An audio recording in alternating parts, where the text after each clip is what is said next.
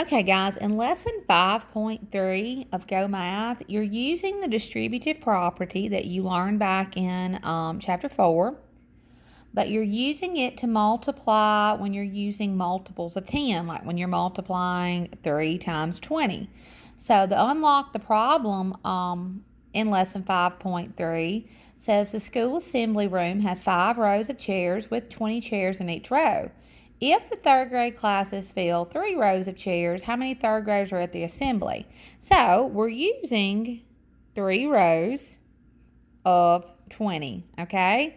Now, what I did, with the distributive property, you break your big number down. So I broke 20 down to 10 plus 10. So I wrote out 3 times 10 plus 10. And if you're looking in your book, they have a model drawn out, but it's got a lot of little blocks. I just drew on my board the top part that's shaded a little darker blue. And what it's showing you is that here's 10 and here's 10. That gives us our 20. And we've got 1, 2, 3 rows of that 20, okay? So, with the distributive property, let me fix my 3. You have to multiply this number times both of the numbers in parentheses. So, that's what I did. I said 3 times 10 plus 3 times 10. And I know that 3 times 10 is 30 plus 3 times 10 is 30 again, and 30 plus 30 is 60. So that lets me know that, I'm going to come over here in this corner, 3 times 20 equals 60.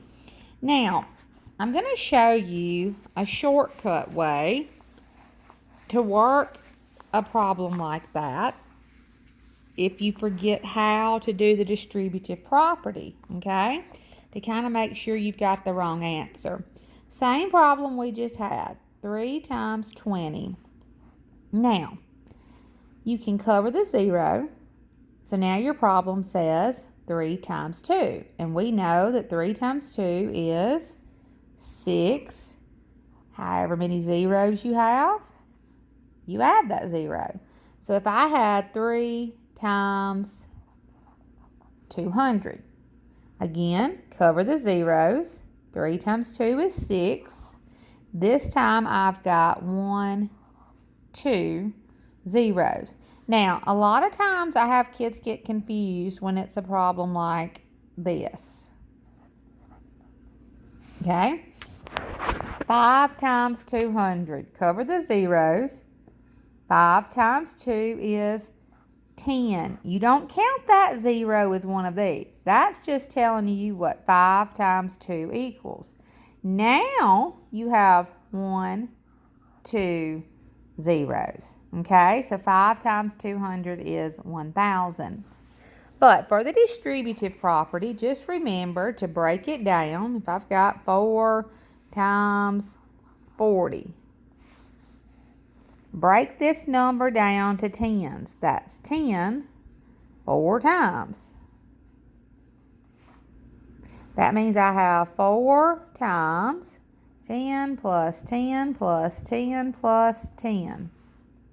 So I'm going to have 4 times 10. That's 1 time. Plus 4 times 10. That's 2 times.